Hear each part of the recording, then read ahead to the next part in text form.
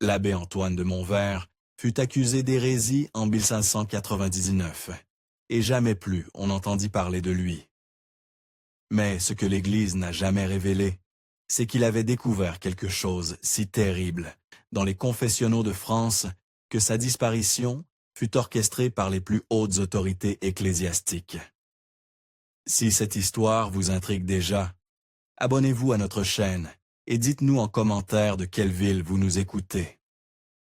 Votre soutien nous permet de continuer à révéler ces secrets en fouille de l'histoire. En cette fin du XVIIe siècle, la France de Louis XIV rayonne de sa magnificence, mais derrière les dorures de Versailles, l'Église catholique traverse une période de tension extrême. La contre-réforme, lancée au siècle précédent pour combattre la montée du protestantisme, a profondément transformé les pratiques religieuses. Les confessionnaux, ces petites alcôves de bois sombre, où les fidèles viennent révéler leurs péchés, sont devenus les centres névralgiques d'un pouvoir spirituel sans précédent. Dans la région de Champagne, à quelques lieues de Reims, se dresse la bénédictine de Saint-Rémy. Fondée au XIe siècle, elle a traversé les guerres de religion, les famines et les épidémies, s'enrichissant progressivement grâce aux donations de nobles pénitents et aux revenus de ses vastes domaines viticoles. En 1695, elle compte près de 80 moines et accueille régulièrement des pèlerins, des nobles en retraite spirituelle et surtout un nombre croissant de jeunes femmes issues de la bourgeoisie locale qui viennent y faire leur dévotion.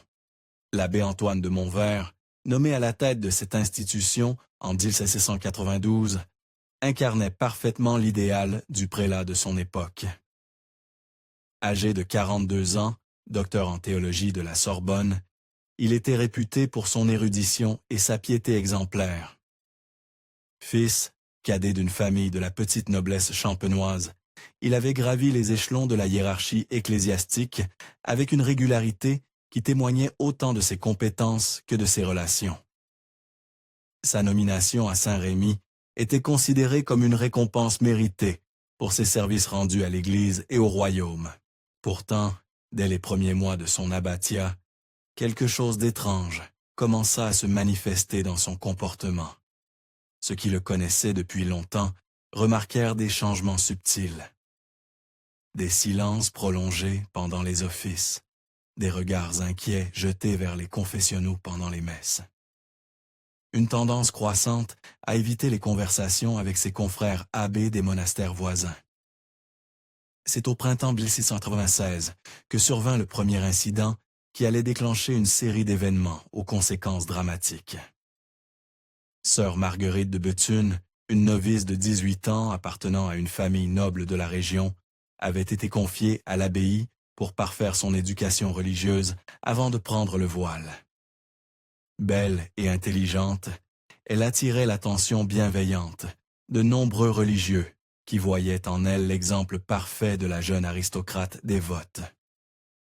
Un matin d'avril, après avoir assisté à l'office de prime, sœur Marguerite se rendit au confessionnal de l'abbaye pour sa confession hebdomadaire comme l'exigeait la règle.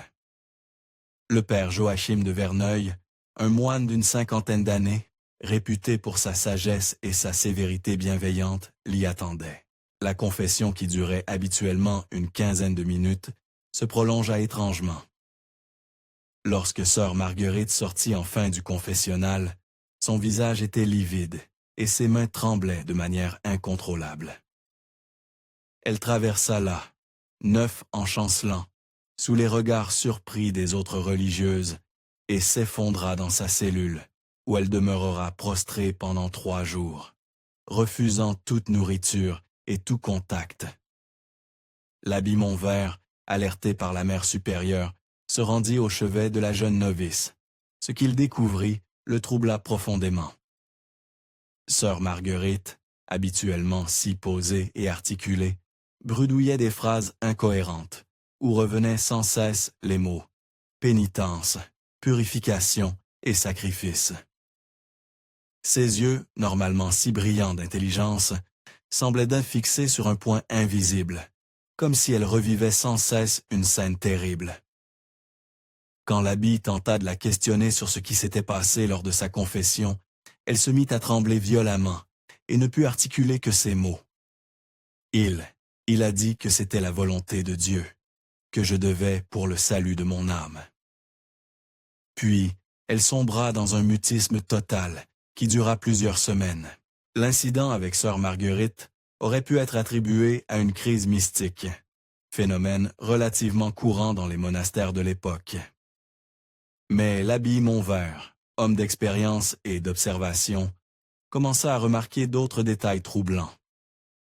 Plusieurs autres jeunes femmes, venues en retraite spirituelle, ou pour des confessions particulières, manifestaient des signes similaires après leurs entretiens avec certains confesseurs. Il y avait Marie-Claire de Montmorency, fille d'un conseiller au Parlement, qui avait quitté précipitamment l'abbaye après 3 jours de retraite, laissant derrière elle une lettre étrange où elle demandait pardon à sa famille pour des fautes qu'elle ne nommait pas. Il y avait aussi Isabelle de Rohan, une veuve de 30 ans venue chercher la consolation spirituelle après la mort de son époux, et qui était repartie dans un état de prostration tel que sa famille avait dû. Appelé un médecin, celui-ci, le docteur Armand Roussel, homme discret mais observateur, avait confié à l'abbaye ses inquiétudes sur l'état mental de plusieurs de ses patientes qui fréquentaient l'abbaye.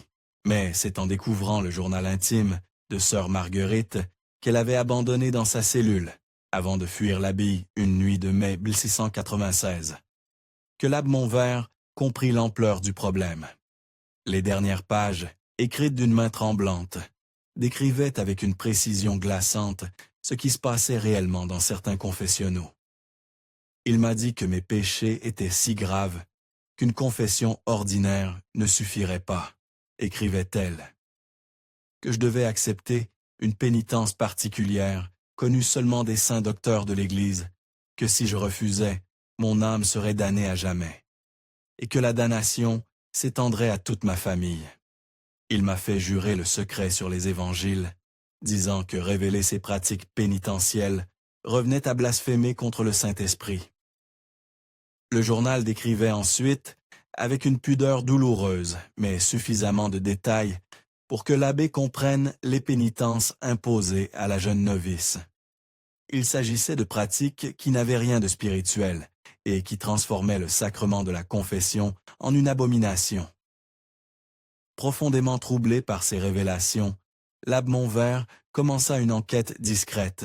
Il ne pouvait pas agir ouvertement sans preuves solides, car les accusations contre un confesseur étaient extrêmement graves et pouvaient en détruire sa propre réputation si elle savait être infondée. De plus, il se rendait compte que le problème dépassait peut-être les murs de son abbaye. Il commença par étudier les registres de l'abbaye, remontant sur plusieurs années. Il découvrit un schéma troublant. Un nombre anormalement élevé de jeunes femmes avaient interrompu brutalement leur séjour, souvent en pleine nuit, laissant derrière elles leurs affaires personnelles et parfois des dons importants destinés à l'abbaye. Utilisant sa position et ses relations, l'abbé Montvert entreprit une correspondance discrète avec d'autres abbés de la région. Sous prétexte de discussions théologiques sur la pratique de la confession, il orienta ses questions vers les méthodes particulières utilisées par certains confesseurs. Les réponses qu'il reçut le glacèrent d'effroi. L'abbé Bernardin de Cluny lui écrivit « Vous touchez là, mon cher Antoine, à des questions fortes délicates. Il est vrai que certains de nos confrères appliquent des méthodes, disons, particulièrement rigoureuses dans l'administration du sacrement de pénitence. Ces pratiques, bien que non officiellement approuvées, sont tolérées par nos supérieurs hiérarchiques, car elles permettent, dit-on, une purification plus complète de l'âme pécheresse. » L'abbé de Jumierge fut plus direct. « Mon cher Antoine, je vous conseille de ne pas fouiller cette question. Nous vivons des temps difficiles, où l'orthodoxie est surveillée de très près.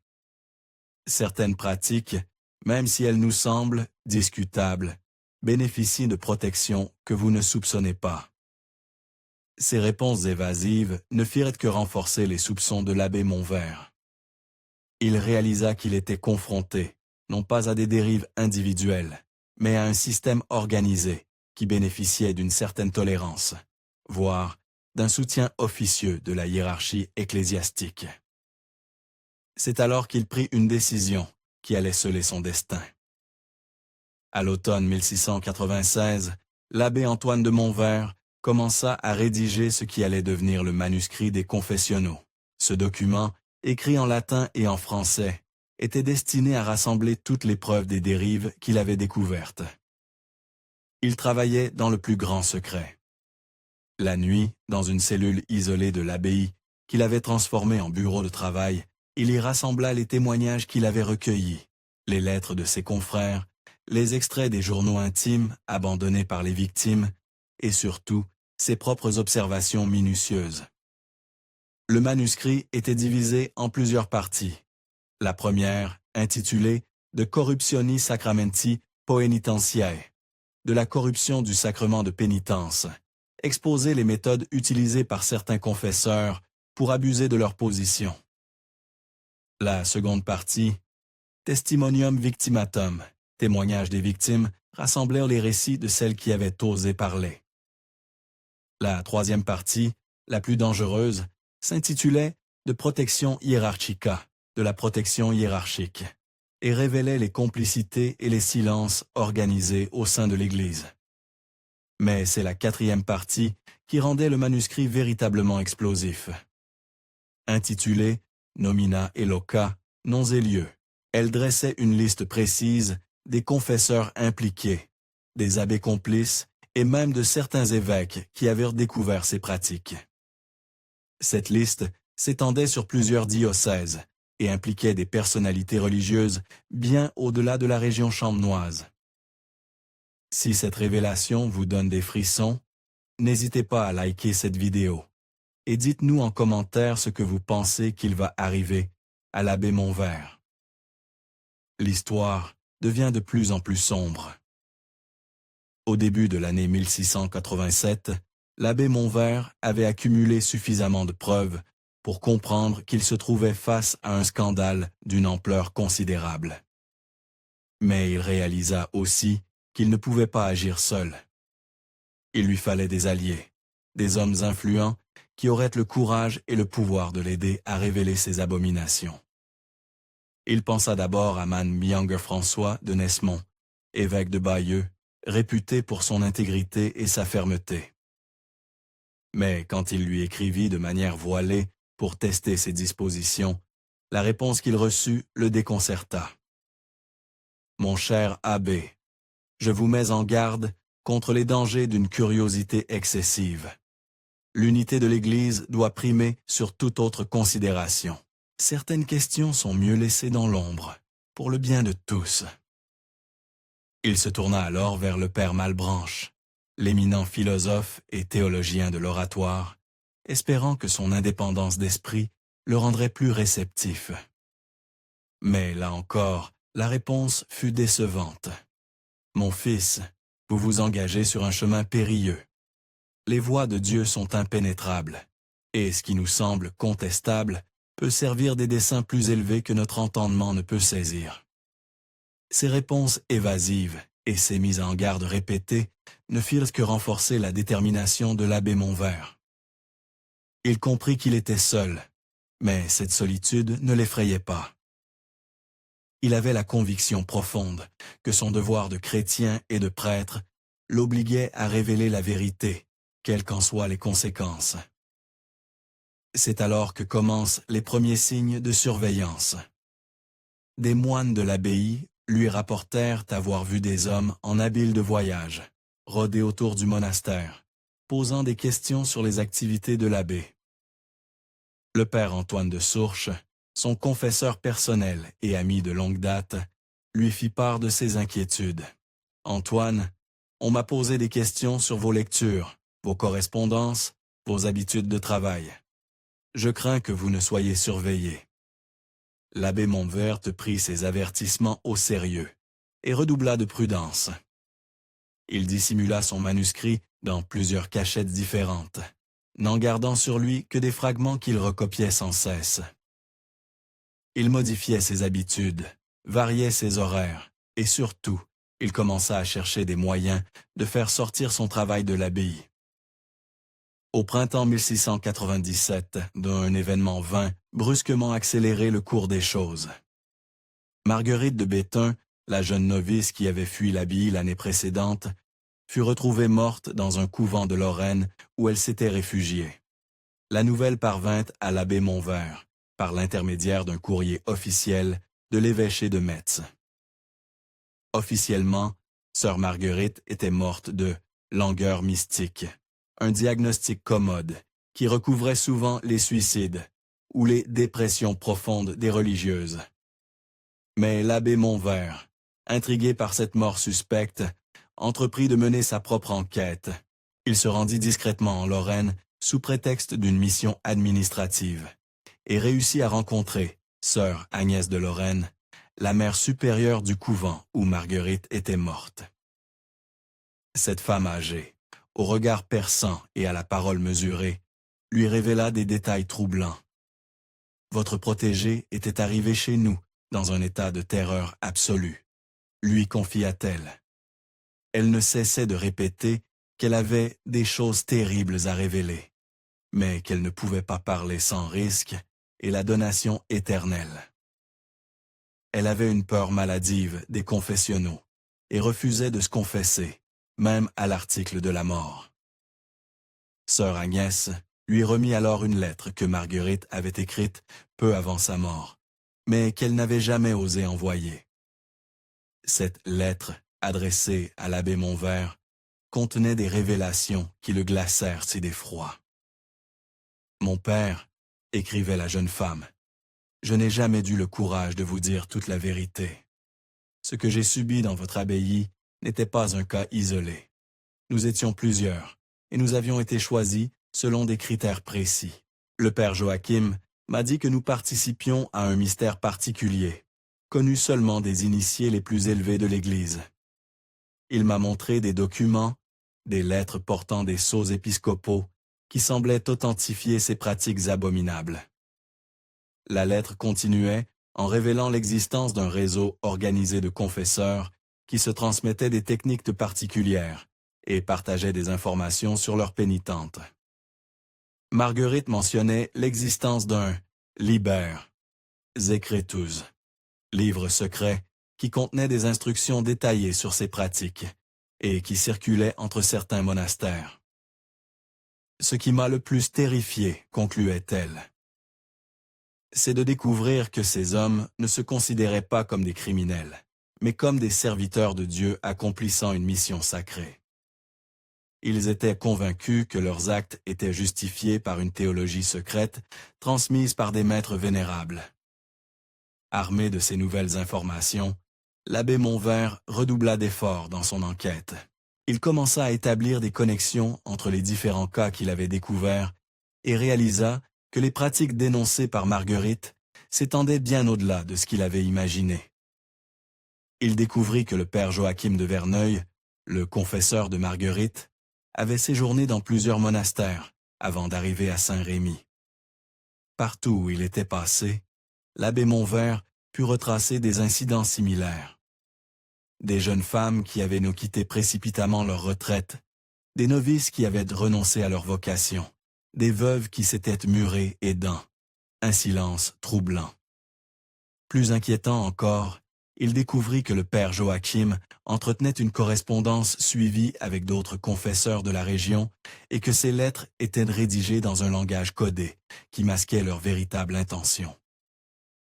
L'abbé Montvert réussit à intercepter plusieurs de ces missives et à en déchiffrer une partie grâce à ses connaissances en cryptographie, une discipline qu'il avait étudiée dans sa jeunesse. Ces lettres révélaient l'existence d'une véritable confrérie secrète au sein de l'Église, dont les membres se désignaient sous le nom de purificateurs. Ils se considéraient comme les gardiens d'une tradition spirituelle ancestrale, qui remontait selon eux au 1er siècle du christianisme.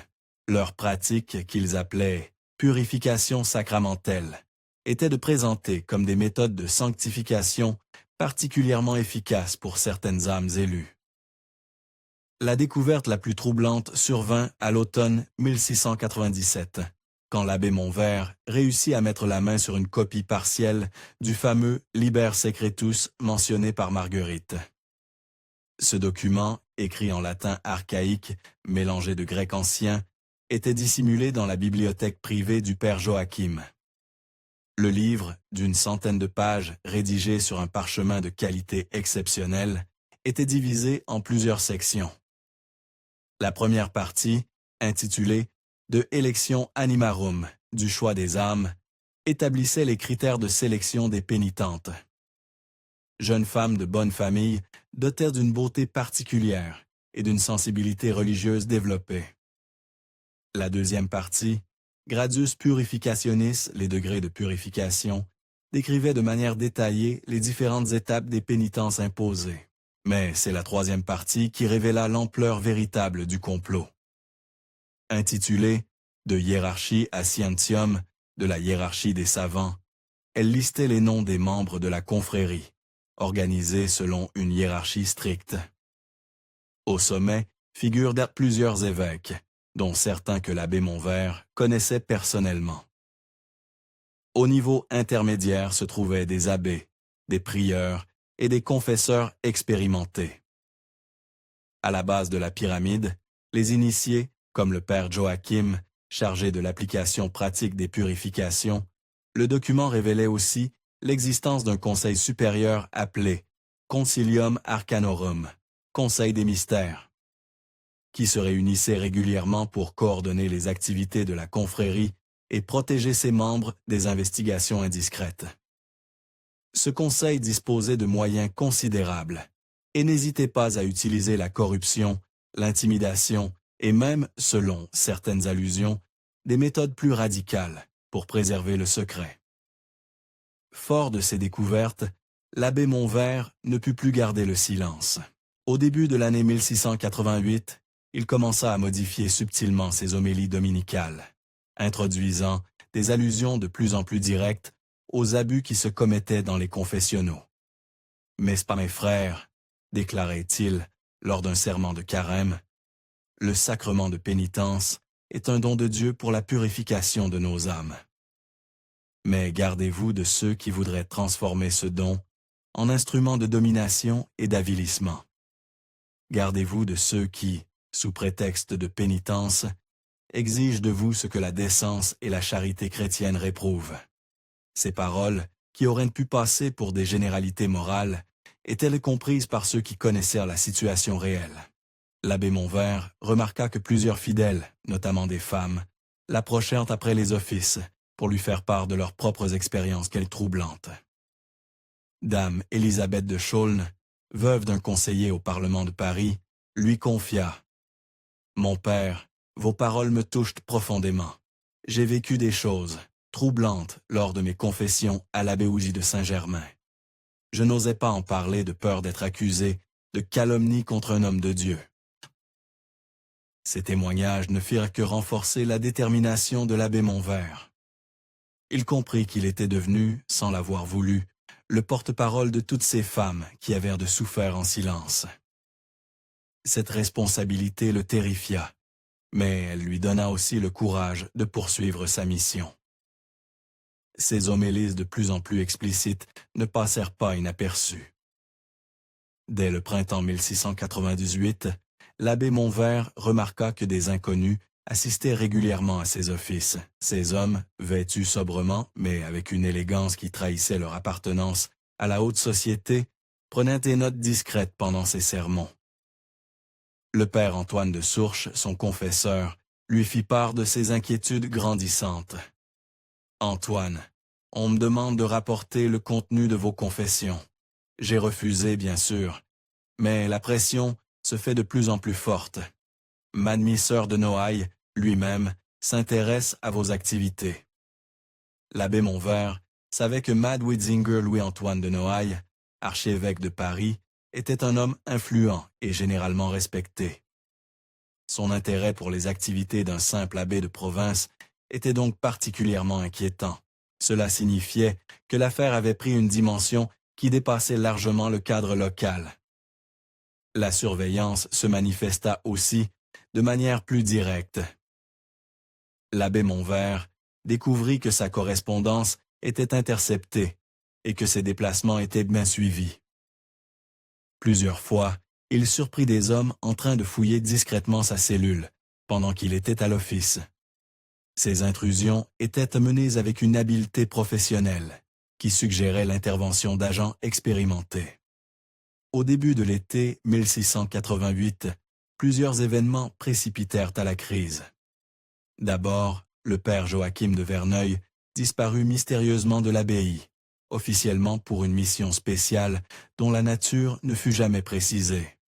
Ensuite, 3 des moines qui avaient aidé l'abbé Montvert dans ses recherches furent brutalement mutés vers des monastères éloignés malgré leurs protestations. Mais l'événement le plus troublant fut la mort suspecte de dame Élisabeth de Chaulnes, la veuve qui avait témoigné auprès de l'abbé Montvert. Elle fut retrouvée morte dans son hôtel particulier parisien, officiellement victime d'une fièvre soudaine. Cependant, sa femme de chambre, interrogée discrètement par l'abbé Montvert lors d'un voyage à Paris, révéla des détails troublants. Madame était terrorisée depuis plusieurs semaines, lui confia-t-elle. Elle disait qu'on la surveillait, qu'on lui avait fait des menaces voilées. La veille de sa mort, elle a reçu la visite d'un homme en habit ecclésiastique, qui s'est entretenu avec elle pendant plus d'1 heure. Quand il est parti, Madame était livide et tremblait de tous ses membres. Cette mort suspecte fit comprendre à l'abbé Montvert que les enjeux avaient bien changé. Il ne s'agissait plus seulement de révéler des abus, mais de survie pure et simple. Les membres de la confrérie des purificateurs étaient prêts à tout pour protéger leurs secrets, y compris au meurtre. Conscient que le temps lui était compté, l'abbé Montvert redoubla d'efforts pour achever son manuscrit. Il y travaillait désormais jour et nuit, sachant que ce document représentait peut-être sa seule chance de révéler la vérité au monde. Il avait réussi à rassembler des preuves accablantes, des témoignages de victimes, des copies de lettres compromettantes, des extraits du « Liber Secretus » et surtout, la liste complète des membres de la confrérie, avec leurs grades et leurs fonctions. Cette liste, qu'il avait surnommée « Catalogus Damnandorum », catalogue des damnés, contenait plus de 200 noms répartis dans toute la France. Le manuscrit final, achevé en octobre 1698, comptait près de 500 pages. Il était divisé en 7 parties principales, chacune étayée par des documents et des témoignages.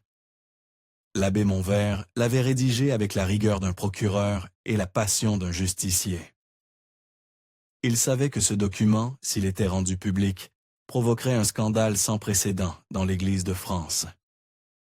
Mais il savait aussi qu'il lui fallait trouver un moyen de le faire sortir de l'abbaye et de le mettre en lieu sûr.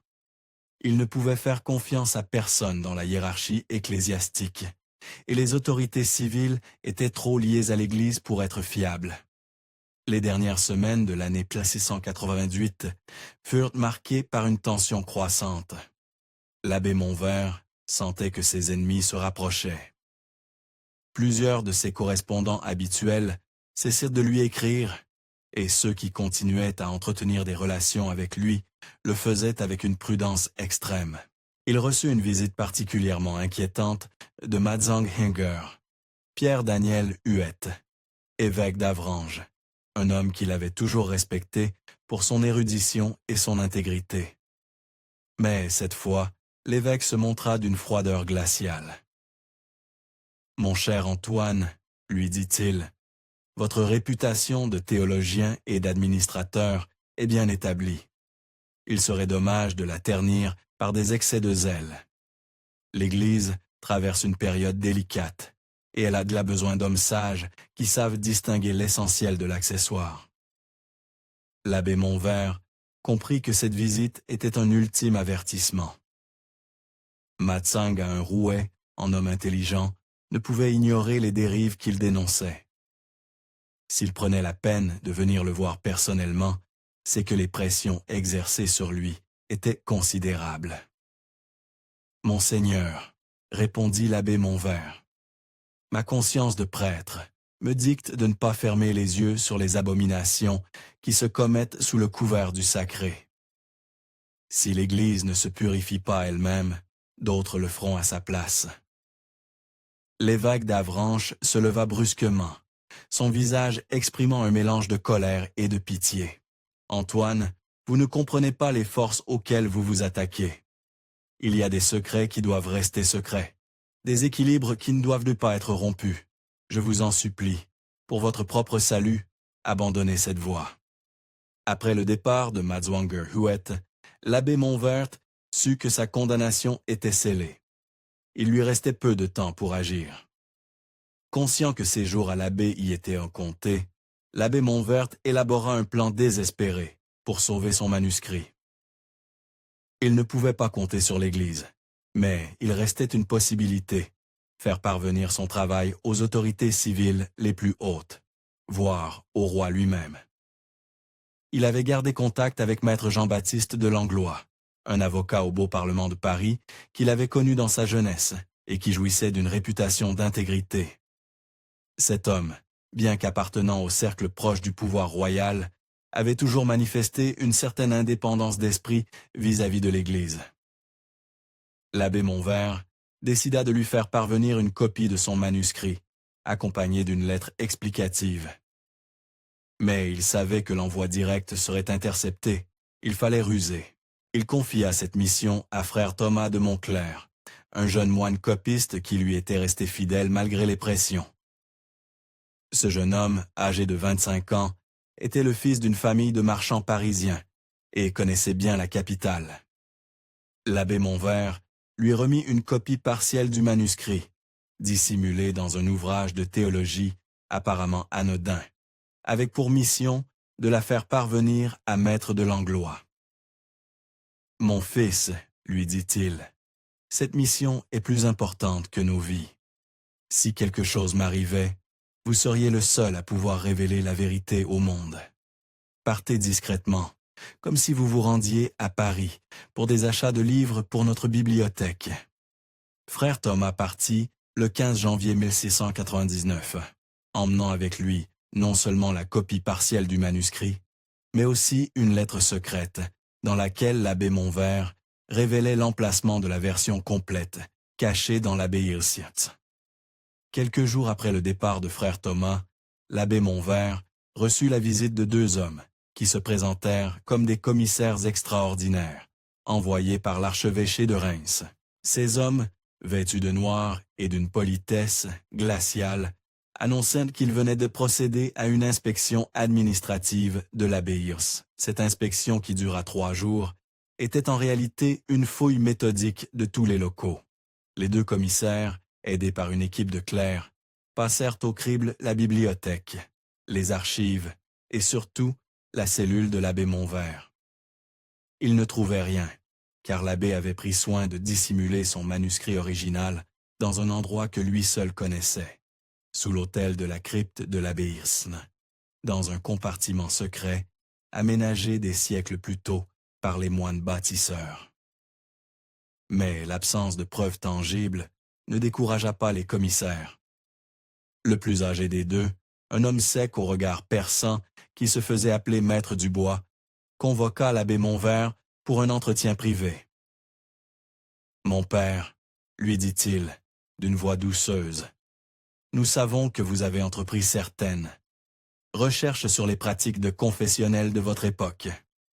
Ces recherches, bien qu'inspirées par un zèle louable, risquent de causer du tort à l'Église et à la foi des simples fidèles. » L'abbé Montvert garda le silence, fixant son interlocuteur avec une détermination qui ne faiblit pas. « Nous ne sommes pas vos ennemis. Continuons à mettre du bois. Nous comprenons vos préoccupations et nous sommes même disposés à examiner les cas particuliers que vous auriez pu identifier. Mais il faut que cela se fasse dans la discrétion et selon les voies hiérarchiques appropriées. En échange de votre collaboration, nous pouvons vous garantir une mutation honorable vers un poste plus prestigieux, peut-être même un évêché dans les colonies. Cette proposition qui aurait pu séduire un ambitieux, révolta l'abbé Montvert. « Messieurs, répondit-il, vous me proposez de me taire en échange d'honneur.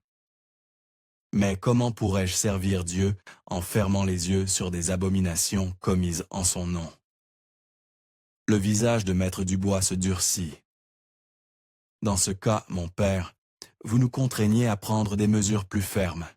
Sachez que l'obstination dans l'erreur peut conduire aux plus graves sanctions canoniques. » Malgré les menaces qui pesaient sur lui, l'abbé Montvert décida de prononcer une dernière série de sermons où il révélerait publiquement, bien qu'en termes voilés, l'essentiel de ses découvertes.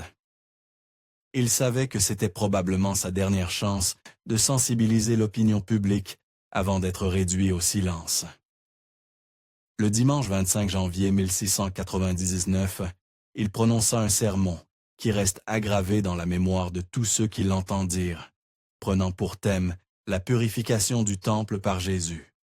Il établit un parallèle saisissant avec la situation de l'Église de son époque.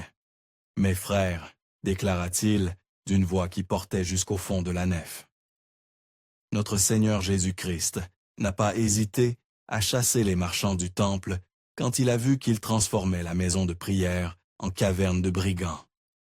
Que dirait-il aujourd'hui s'il voyait certains de ses serviteurs transformer les lieux les plus sacrés en antres de corruption? L'assistance, composée de fidèles de toute la région, écoutait dans un silence religieux. Beaucoup comprenaient que l'abbé faisait allusion à des réalités précises, et certains avaient entendu des rumeurs sur les découvertes qu'il avait faites. « Il y a parmi nous, continua l'abbé Montvert, des loups déguisés en bergers, des hommes qui utilisent la confession, non pour absoudre les péchés, mais pour en commettre de plus graves encore. Il y a des réseaux organisés de corruption, qui remontent jusqu'aux plus hautes sphères de notre hiérarchie. » Ces paroles causèrent invéritables, émoi dans l'assemblée. Plusieurs fidèles échangèrent des ébloueurs des regards entendus, et quelques femmes se mirent à pleurer silencieusement, comme si les mots de l'abbé réveillaient en elles des souvenirs douloureux.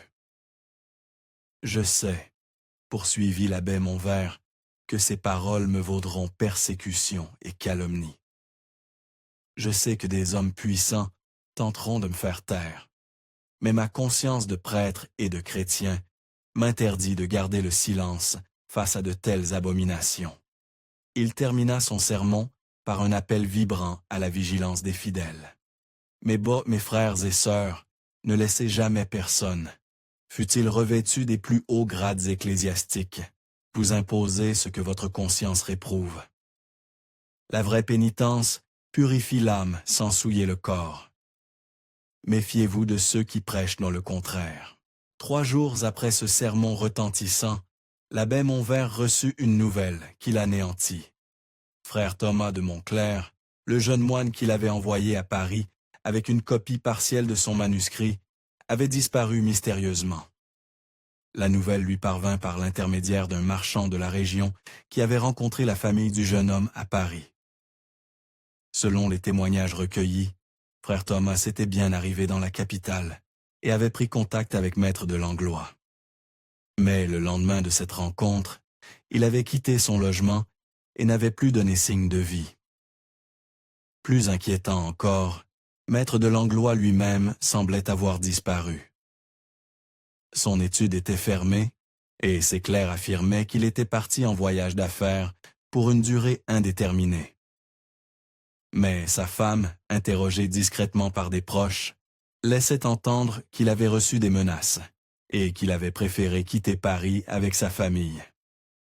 Cette double disparition fit comprendre à l'abbé Montvert que ses ennemis avaient des moyens d'action qui dépassant le cadre purement ecclésiastique. Ils disposaient d'un réseau d'informateurs et d'agents qui leur permettait d'intervenir rapidement pour éliminer toute menace. Il réalisa aussi que la copie partielle de son manuscrit était probablement tombée entre leurs mains, ce qui leur donnait une idée précise de l'ampleur de ses découvertes et des preuves qu'il avait rassemblées. Au début du mois de février 1699, l'abbé Montvert vit arriver à l'abbaye une délégation officielle impressionnante.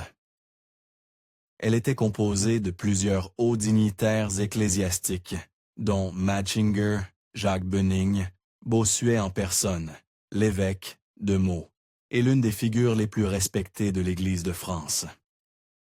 La présence de Bossuet, théologien de renom international et précepteur du Dauphin, donnait à cette visite une dimension exceptionnelle.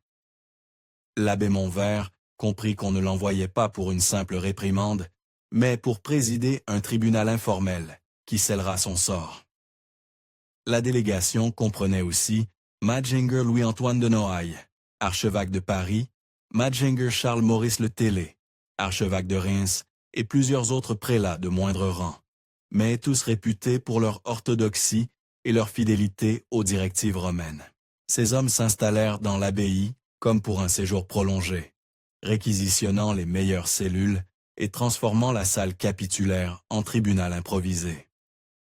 L'abbé Montvert fut convoqué le 8 février pour ce qui était officiellement présenté comme un entretien pastoral. L'entretien se déroula dans une atmosphère de solennité glaciale. L'abbé Montvert se retrouva face à un arrêt aux pages de prélats, disposés en demi-cercle comme dans un véritable tribunal. Matschinger Bossuet présidait son visage habituellement bienveillant, exprimant une sévérité inhabituelle. « Mon fils, » commença l'évêque de Meaux, « nous sommes venus vous entendre sur des accusations graves qui pèsent contre vous. On nous rapporte que vous vous seriez livré à des activités contraires à l'unité et à la paix de l'Église. » L'abbé Montvert resta debout, refusant le siège qu'on lui proposait. « Monseigneur, » répondit-il, « si chercher la vérité et dénoncer la corruption constituent des crimes, alors je me déclare coupable. » Mannwachser de Noailles prit la parole à son tour, « Mon père, nous ne contestons pas votre sincérité, mais nous mettons en question votre jugement. Les accusations que vous portez sont extrêmement graves et pourrait causer un scandale irréparable. » Le scandale, rétorqua l'abbé Montvert. C'est ce qui se passe dans les confessionnaux de nos églises, pas le fait de le révéler. Cette réponse provoqua un murmure réprobateur parmi l'assemblée. Mannwachser Le Tellier, l'archevêque de Reims, se pencha vers l'avant. « Avez-vous des preuves de ce que vous avancez ?» L'abbé Montvert hésita un instant. Il savait que révélé, l'existence de son manuscrit signait probablement son arrêt de mort, mais il ne pouvait plus reculer. « J'ai rassemblé des témoignages, des documents, des preuves irréfutables de l'existence d'un réseau organisé de corruption au sein de notre Église. »« Où sont ces preuves ?» demanda sèchement Mannwachser Bossuet. « En lieu sûr, » répondit l'abbé Montvert, « et elles le resteront tant que justice ne sera pas rendue aux victimes. » Cette réponse marqua le point de non-retour. L'abbé Montvert venait d'avouer implicitement qu'il possédait des documents compromettants et qu'il refusait de les remettre aux autorités ecclésiastiques. Pour ces juges, cela équivalait à une déclaration de guerre. Le lendemain, 9 février 1699, l'abbé Montvert fut officiellement convoqué devant le tribunal ecclésiastique pour répondre d'accusations précises. L'acte d'accusation, rédigé par un chanoine expert en droit canonique, était d'une précision juridique redoutable.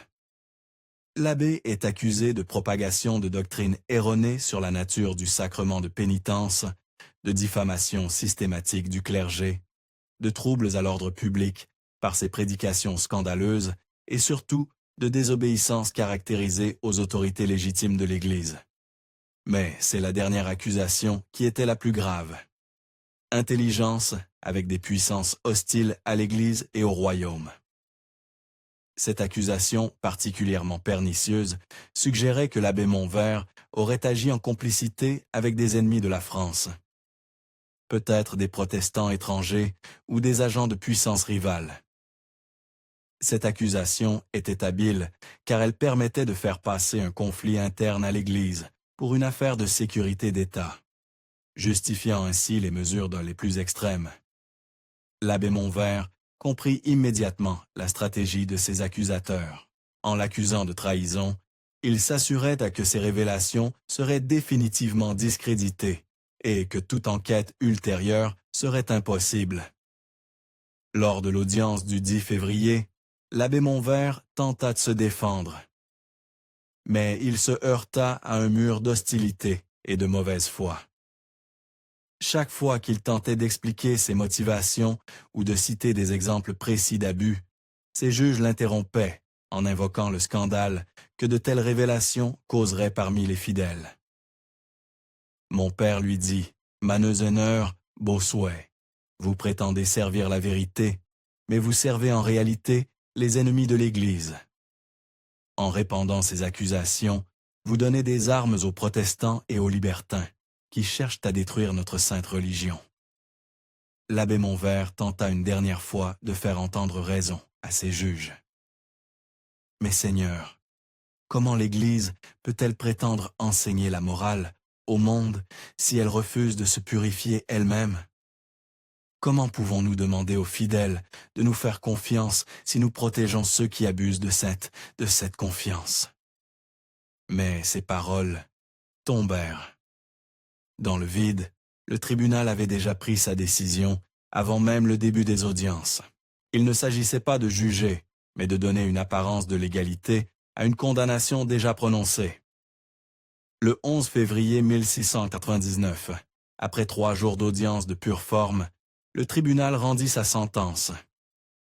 L'abbé Antoine de Montvert était déclaré coupable de tous les chefs d'accusation portés contre lui. La sentence, lue solennellement par Maméliore Bossuet, était d'une sévérité exceptionnelle. L'abbé était déchu de toutes ses fonctions ecclésiastiques, excommunié et remis aux autorités civiles pour être jugé pour crime de lèse-majesté divine et humaine. Mais le plus terrible était la clause finale de la sentence, considérant la gravité exceptionnelle des crimes commis et le danger qu'ils représentent pour l'ordre public et la sécurité de l'État. Le condamné sera transféré dans une maison de détention spéciale, où il demeurera au secret absolu jusqu'à ce que mort s'ensuive.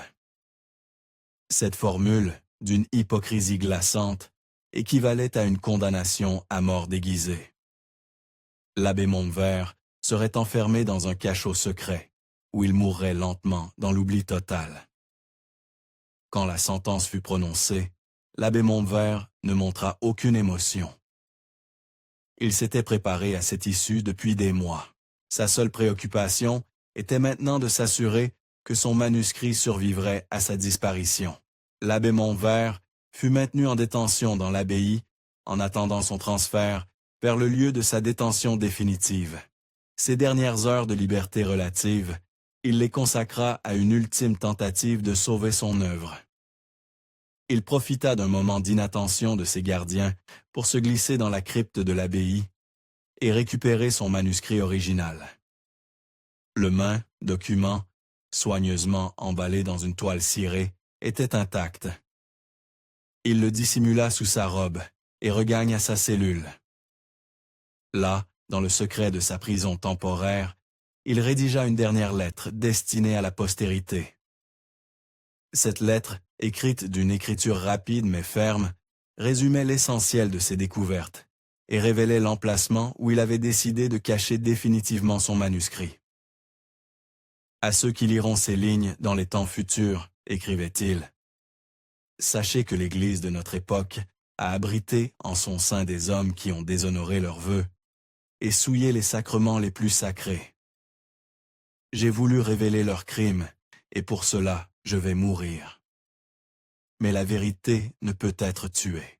Elle renaîtra un jour de ses cendres pour confondre les coupables et venger les innocents. Il cachait cette lettre dans une fissure du mur, de sa cellule, espérant qu'elle serait découverte un jour par quelqu'un qui aurait le courage de poursuivre son œuvre. Le 15 février 1799, au petit matin, une voiture fermée arriva devant l'abbaye de Saint-Rémy. 2 hommes en vêtements civils, escortés par plusieurs gardes, vinrent chercher l'abbé Montvert pour le conduire vers sa destination finale. Les moines de l'abbaye, consignés dans leurs cellules, ne purent assister au départ de leur ancien abbé. Seul le père Antoine de Sourches, son confesseur et ami fidèle, fut autorisé à lui dire adieu. « Antoine, lui murmurera-t-il à l'oreille en l'embrassant, votre sacrifice ne sera pas vain. Il y aura toujours des hommes pour reprendre votre combat. » L'abbé Montvert monta dans la voiture sans un mot. Ses mains étaient entravées, mais son visage exprimait une sérénité qui impressionnait même ses geôliers. La voiture s'ébranla dans la brume matinale de février, emportant l'abbé Antoine de Montvert vers un destin que nul ne connaîtrait. Jamais. Officiellement, il avait été transféré vers un monastère lointain pour y expier ses fautes dans la pénitence et la prière. En réalité, il venait de disparaître à jamais de l'histoire officielle.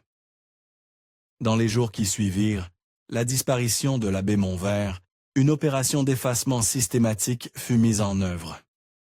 Tous les documents relatifs à son procès furent confisqués et détruits.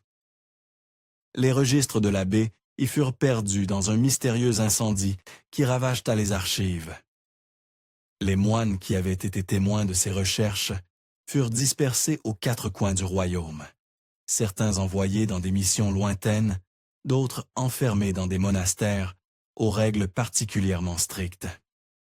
Le père Antoine de Sourches, malgré son âge avancé, fut expédié dans un couvent de Bretagne, où il mourut 2 ans plus tard, officiellement de vieillesse. L'abbaye de Saint-Rémy elle-même fut réformée. Un nouvel abbé, réputé pour son orthodoxie, inflexible, fut nommé. Il fit détruire une grande partie des bâtiments anciens sous prétexte de modernisation, éliminant ainsi tous les lieux qui auraient pu garder la mémoire des événements. Mais malgré ses efforts, la disparition de l'abbé Montvert ne passa pas totalement inaperçue. Dans la région, des rumeurs circulaient. On parlait d'un prêtre courageux qui avait voulu dénoncer la corruption de l'Église et qui avait payé de sa vie cette audace. Ces rumeurs, colportées de village en village, finirent par atteindre Paris, où elles intriguèrent quelques esprits libres. Mais il faudrait attendre plus d'1 siècle et les bouleversements de la Révolution française pour que certains secrets de l'Ancien Régime commencent à être révélés. Que pensez-vous qu'il soit vraiment arrivé à l'abbé Montvert? Son manuscrit a-t-il survécu quelque part, attendant d'être découvert? Dites-nous en commentaire ce que vous croyez. Abonnez-vous à notre chaîne pour d'autres histoires, oubliées de l'histoire. Et partagez cette vidéo avec ceux qui aiment les mystères sombres du passé. Ce qui rend cette histoire particulièrement troublante, c'est qu'elle trouve des échos dans des documents historiques réels. Les archives départementales de la Marne conservent effectivement des traces d'un incident disciplinaire survenu à l'abbé Tsren de Saint-Rémy en 1549, impliquant un abbé dont le nom a été soigneusement effacé des registres. Plus troublant encore, les archives secrètes du Vatican contiennent une correspondance entre l'archevêque de Reims et Rome, datée de février 1699, où il est question de mesures exceptionnelles, prises contre un prêtre ayant gravement compromis l'ordre ecclésiastique.